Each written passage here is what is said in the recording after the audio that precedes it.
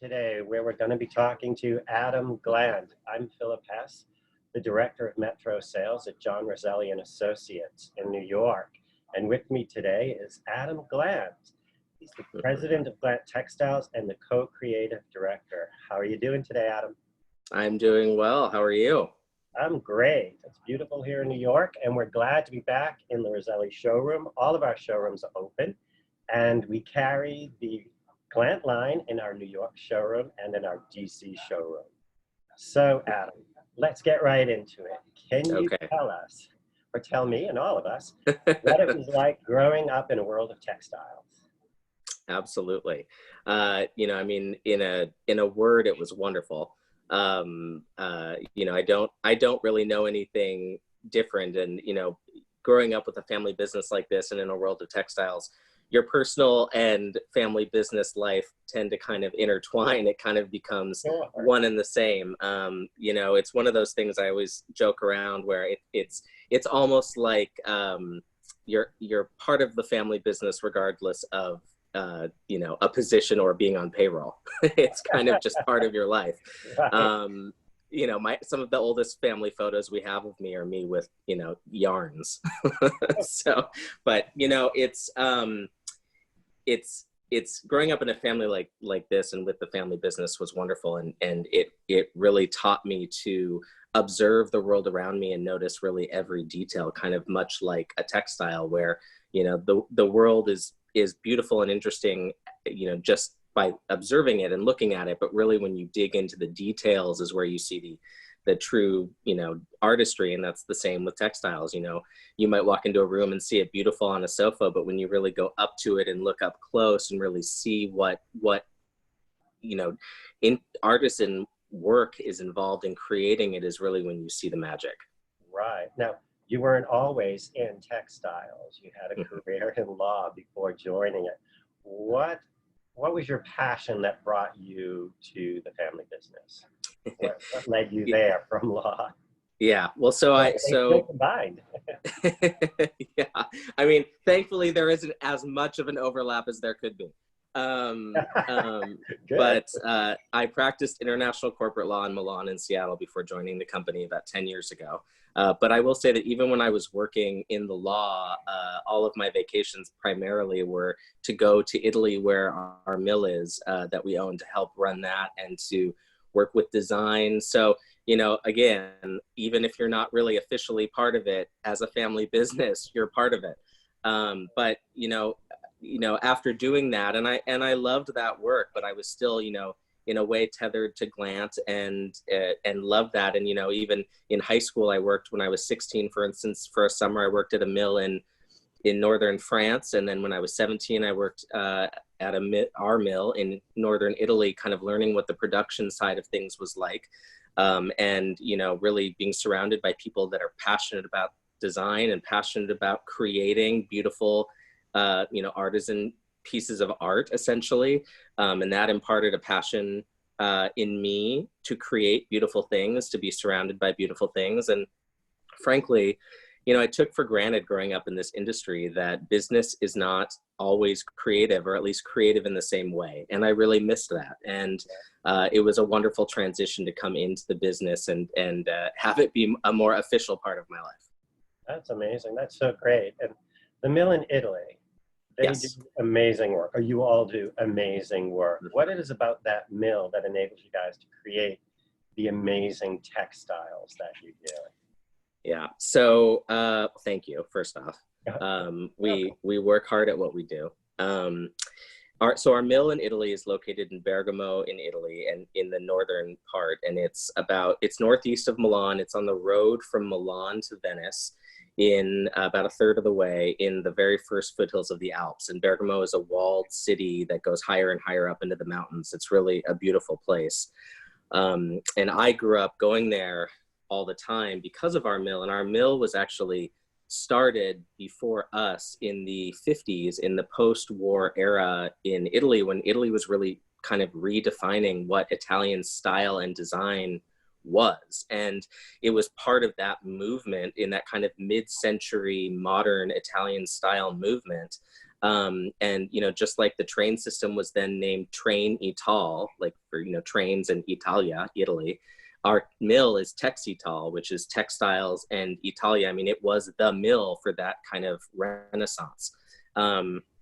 And it was very well known for those beautiful, you know, boucles, chenilles, things like that, you know, in the 50s and moving forward. And then my dad started working with the mill in 1976, and we soon became their largest customer, and my dad was working with them and kind of helping to run it. And then in the 90s, when the owner died without heirs, we purchased the mill not only to protect our production, but also to protect the people that had become like family to us. I mean, you know, for instance, the manager of the mill is as close to me as an uncle. And in fact, I think of him as an uncle. And I mean, they are family. There's no differentiating it. You know, he taught me how to ride a bike, well, with my dad, but they taught me how to ride a bike on the grounds of the mill.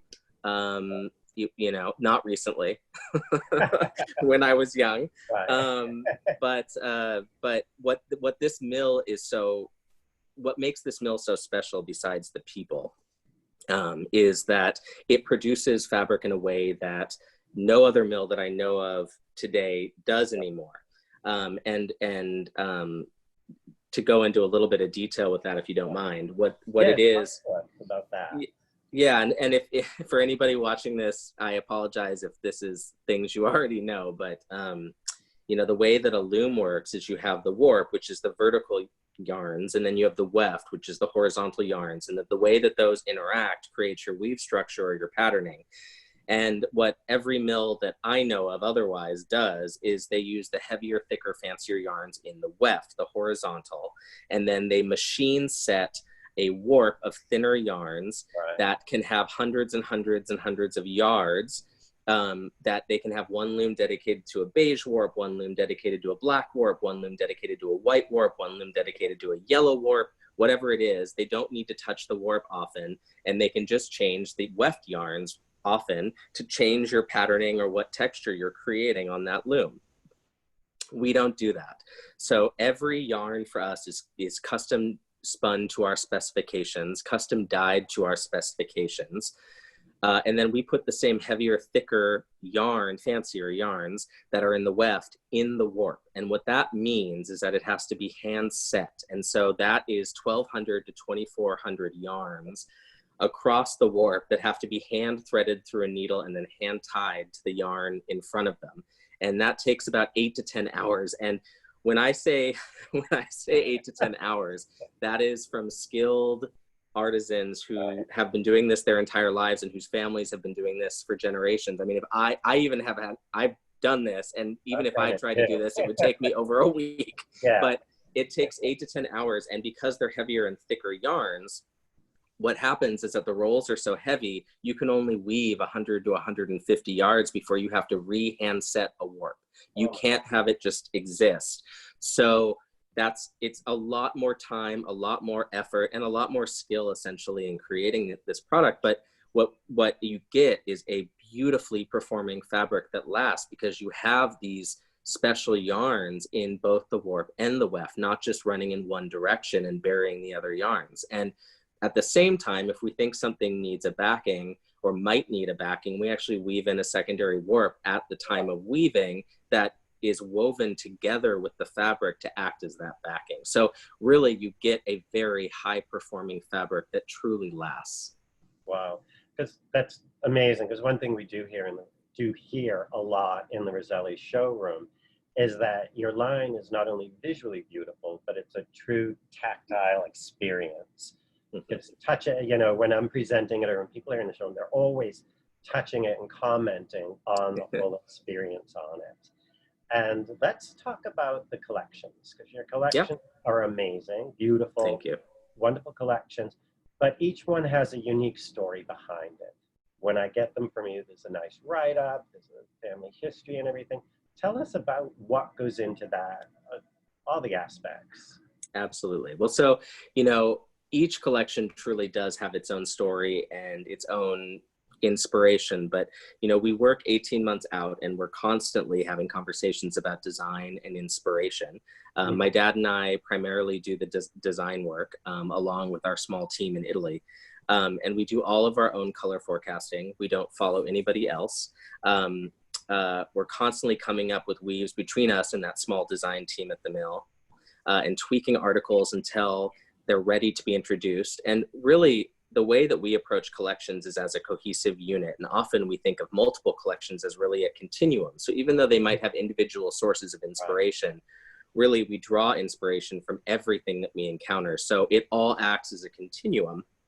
And, we custom spin and then custom dye all of our own yarn. So everything is made when we order it. And therefore, we, one, aren't really a brand that follows trends, but we also aren't really a brand where a collection is seen in a vacuum, where we might introduce a texture in 50 colors and then move on from that. And then the next collection might have nothing to do with a former collection. The way that we do it is we might introduce, after painstakingly working on a texture, we might introduce it after then painstakingly coming up with 3 colors. We might introduce it in those 3 colors.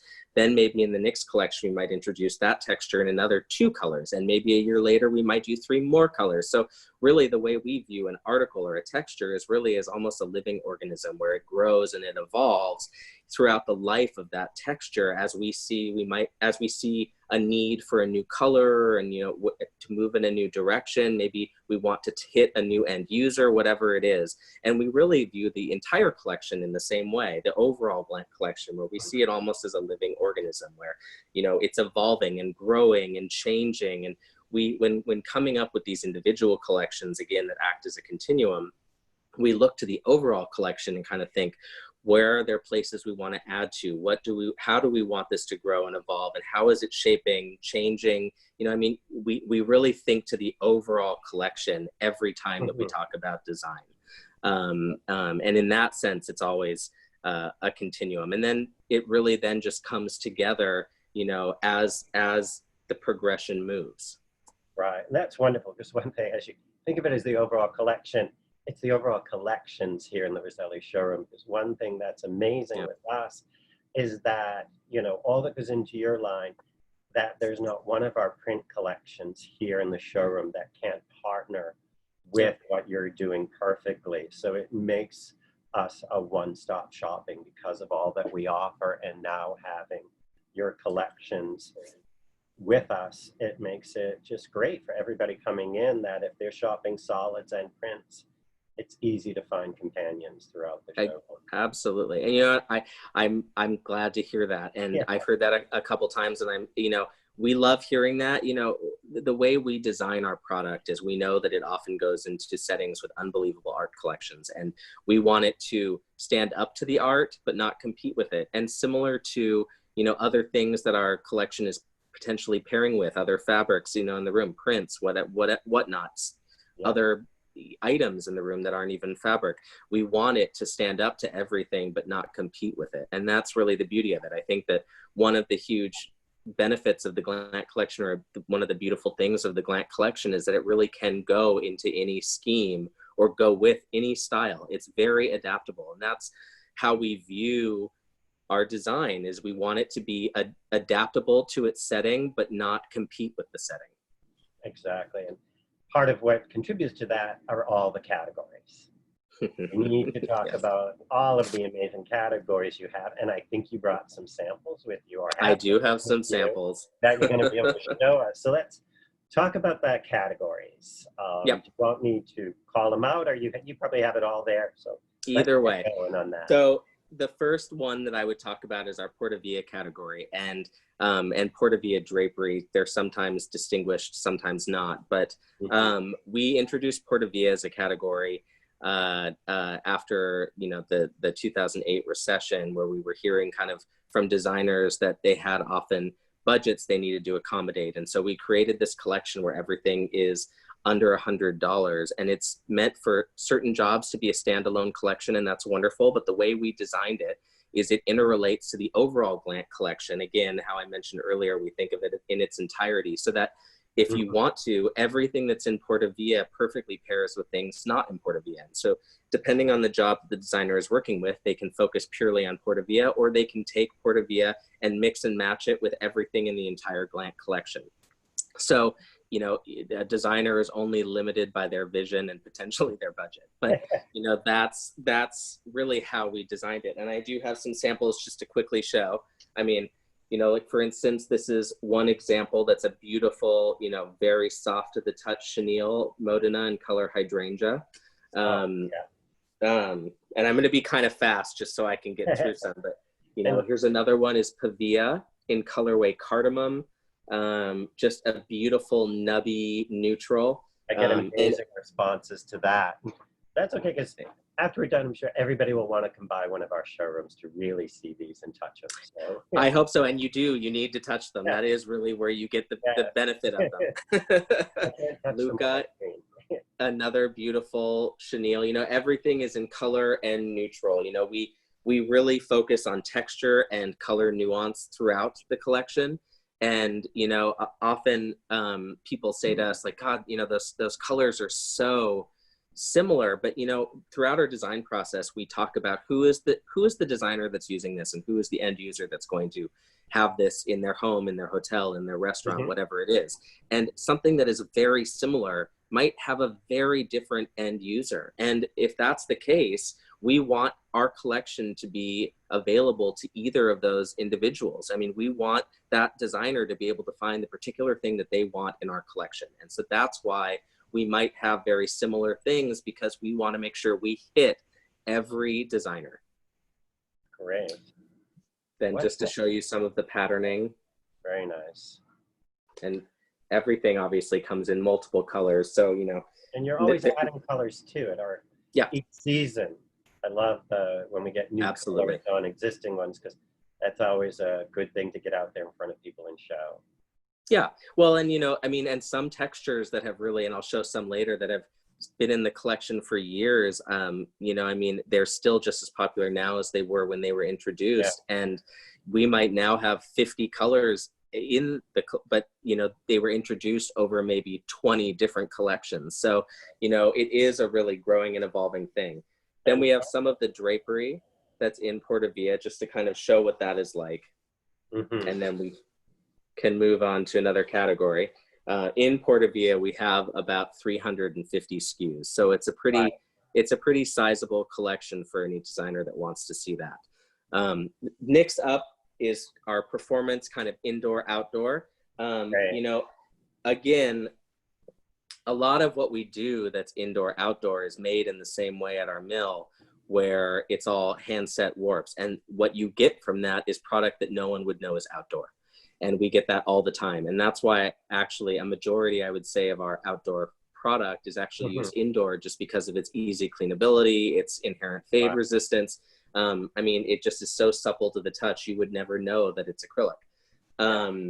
We tend to promote it quite a bit as more going on the performance side than on the indoor-outdoor, because so many people are bringing it indoor-outdoor, their indoor-outdoor spaces. Well, it's just easy living.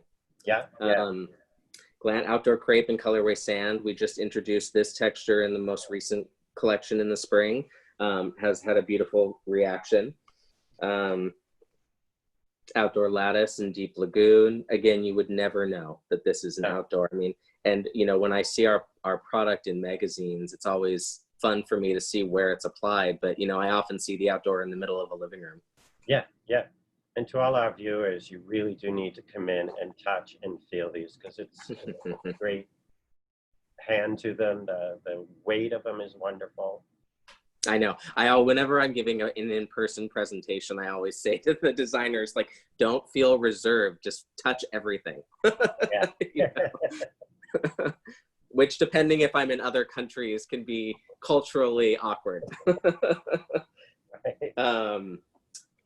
Our Glant Outdoor Canvas, this is just colorway Peach Blossom. And actually what's so beautiful about our canvas, and this comes in about 40 colors at this point, is it's actually not a canvas, it's a very fine file. So it has a beautiful drape to it, and actually can be used as drapery with fade resistance. And I actually do that in my own home. I have this in a few different places in different color schemes, depending on the room, where I don't have to worry about it ever fading. Yeah, I've had a few designers scheming it for that as well, because it has a great hand to it, or a Roman shade or something like that. Yeah, and not a canvas feel that you would expect. You know, it doesn't have that kind of rough texture. Very nice dry hand to it. Yeah. Then we have our Trevira category, and you know, really Trevira has come a long way. And again, creating our Treviras in the same way, where it's hand set warps and it's the highest quality custom spun, custom dyed Trevira CS. We get these Treviras that you would never know is Trevira, and I see them being applied in these, you know, multi-million-dollar homes as the living room sofas, just because of, again, their inherent flame resistance, but also they have inherent fade resistance. And you know, it's really interesting to see where they're used. Yeah. So we have, you know, chenilles, we have bouclés that again are indistinguishable really from our cotton bouclés. No, the hands are the same. Yeah. Then we have our faux leather category, and I just have a couple examples here to show you. Category. I love putting this into show customers. And actually it's fun. So this is our liquid leather, and it comes in multiple colors, neutrals, black, white, and it actually starts as a jersey, and then we essentially Japanese lacquer 13 layers of polyurethane on top of that and bind it together. So it actually, versus a lot of faux leathers, it has a very malleable feel to it, and is so easy to use because of the way that we create it. But it's a beautiful texture. And then we have that also in a patent leather. Again, it's faux leather, it's not real leather, but a patent leather. And then one other example I brought, but we have others, is our Glant outdoor faux leather. So you can have that same feel, but easy to use it in outdoor. And, you know, and I see a lot of our faux leathers also used for banquettes, for stools, for, you know, dining seating. It's fun. I've seen it as drapery, which is very fun to see. Very cool. Especially the patent leather. Yeah. Very durable. I had a customer recently, when I was showing it, they had used it a few years ago for a project, and they said it stood up really well, and they were excited to see that it was still in the collection. Yeah, you know, I mean, that's interesting. Well, and thank you. And I'm glad to hear that you heard that. You know, we hear all the time across the board of our products, you know, that, and whether it's a home, a hotel, a restaurant, we hear from people that the product has been in their, whatever their space is, for years, if not decades. And I mean, really, we hear, you know, 25, 30 years it's been there, and it looks great, and they just want to change the scheme, and they ultimately end up picking something very similar to what they chose. I mean, and you know, we always joke at the company, this is going to last forever, God forbid, but right. It's a privilege to hear that, because we really do design these to last, and we design these to perform, and it's so wonderful to so repeatedly hear that they do. That's great. Next up to show is just some of our shears. This is our outdoor shear, which is wonderful for indoor or outdoor use, but you don't have to worry about it getting wet or anything like that. What's that comes at a wide width, right? That one, is that the one? This is not, yes, sorry, yes, it is. It's 124 inches. Yeah. Yep. Yeah. Yep. Which is absolutely great for drapery, no seaming. Yeah. Absolutely. And we have a Trevira shear also that's wonderful. I don't have it with me today, but Glant worsted shear in ivory, just a gorgeous shear. People comes in great colors. Yeah. And then the colors are exquisite on that. And to show color, this is Couture chevron shear in colorway lilac. Just a beautiful color. Then wanted to show some of our wools, and interrupt me at any time. Yeah, we're doing well. You know, I'm loving this. This is a brave new world doing this virtually, but you know, I'm enjoying it. We have Glant wool sateen too in colorway cream, just a gorgeous wool sateen. And this is our wool category, and that comes in gorgeous colors as well as neutrals. So I brought a color to show this is rose. And I think kind of unusual to see some of the colors that we have in our wool sateens. Then we have Glant wool epinglay. I just wanted to show, this is colorway khaki. Nice. We have what we call Squaw Valley, which is a fun texture that comes in some very fun colorways. Some expected, some not. Yeah. We love the then, surprise. Yeah, reversible library plaid in paprika teal, and this one, depending on what you get, and it's fun to really play around with using both sides in an installation. That's great. And comes in some great colorations. Wow. Then up, I wanted to just show some of our bouclés, and we really, back when my dad started the company in the mid 70s, we had all of these gorgeous bouclés and chenilles, and based on kind of our mill and what they did, and who they were and who we are, that really is something that we're really well known for. So, here we have Nagano in colorway blue spruce, just a really chunky, gorgeous, comfortable, plush bouclé. I love that. I love One of my favorites. I know, I don't want to put it down. I have a lot of favorites. I know. We have a lot of favorites too, and I have to be careful in presentations when I'm like, oh, I love this one. Oh, I love this one. And then people always ask, oh, do you redo your home all the time? And it's like, well, no, but they are all my favorites. But no, this is Marrakesh in dusk pink, and this is actually, in our chenilles and in our bouclés, we do examples of them that you would think would be cotton, but they're actually 100% silk.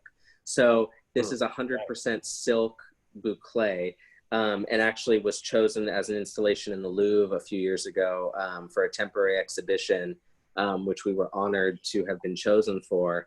But this is 100% silk base, and then the back is cotton. Where we weave in that secondary warp at the time of weaving, we do it in cotton, because why would you want that to be silk? But that's why it's so strong and doesn't need backing. But again, just to show how we custom do everything, you can see that it's even the same coloration. Yeah, great. Another one of our bouclés, Kolonaki Square in colorway watercress. This is a wonderful one that comes in great neutrals, great colors. This is just one example. And then we have the kind of larger version of that, which is Olark in sand ebony. This color, this is one of my favorites. What's really interesting about this one is actually when my dad designed Olark, the inspiration for this were the marble tiles on cathedral floors in Italy. But when we applied a bouclé yarn to it, it took on such a different life. I mean, I don't think you would really think, Catholic cathedral when you saw this, but it's wonderful. And that's the fun thing with inspiration, right? It takes on a whole new life as you go through the design process, and sometimes it doesn't work out, and sometimes it creates that perfect thing. Yeah, well, and people always love the story. I'm glad this is the first time I'm hearing that about that, so I'll make sure to add it to my presentation. Yeah. Careful what you say. I have stories for a lot of them. We'll do that offline. Yeah. How long was this presentation again? 4 hours later. Yeah. This is Kobenhaven in colorway blue, and I love this one, and I actually love this color. This is such a Scandinavian blue to me, and this is one of our bouclés that you think would actually be potentially scratchy looking at it, but in reality, because it's majority cotton, is really soft, and so you get that wonderful, almost woolen look with a really soft texture, and it comes in great colorations. Then we show Verbier in colorway stone melange, just one of our beautiful chunky bouclés that comes in great combinations of neutrals and colors. I love Verbier. Then we have one of our classics, Safari in colorway camel, just a beautiful dry bouclé. I have this in my home. I love Safari. It's one that we're very well known for. And same with the next one that I was going to show is Rogi in colorway white. And another one of our just beautiful bouclés. Wonderful. Then moving to Chenille. With the light, and you don't know what everybody's monitor is looking like. Of course. encourage it. It's going to encourage people to come in and have a look in one of our This shows. is meant to just be a teaser. Please go in Yeah. and touch, see, and feel everything. Run, don't walk. Especially the one I'm about to show you. Yeah. This is in our chenilles Couture Cotton N3 in colorway bone. And this is a very, very thick chenille that is, you know, I mean, almost like a fur. It's so thick, but it's, you know, 100% cotton. It's so beautiful and so gorgeous when upholstered. I mean, it really is just a star. Beautiful. Then we have one of our absolute classics. This is Shane, which is one of our older textures originally, but has been introduced numerous times. We sell it almost every day. It's in about 50 colors right now. And actually around the turn of the century, Architectural Digest did an article of what makes an American classic, and Glant was an example of fabric. And what's funny about, speaking of stories, so it's Shane, and we spell the texture C-H-A-I-N-E because it's a, you know, chain construction, but actually my godmother, who used to work in the industry, is named Shane. And so that is why we named it Shane. Oh, wow. Great. I mean, I have a few stories coming up. So another one of our beautiful chenilles, Lakewood. This is in golden maple, and this upholsters beautifully. Lakewood, and the number of the fabric is 3354. My dad actually grew up on 3354 Lakewood Avenue. Ah, cool. So that was why one of his favorites when he was creating it was named after where he grew up. Very cool. Next up, we have Atelier Chenille in beige fumé.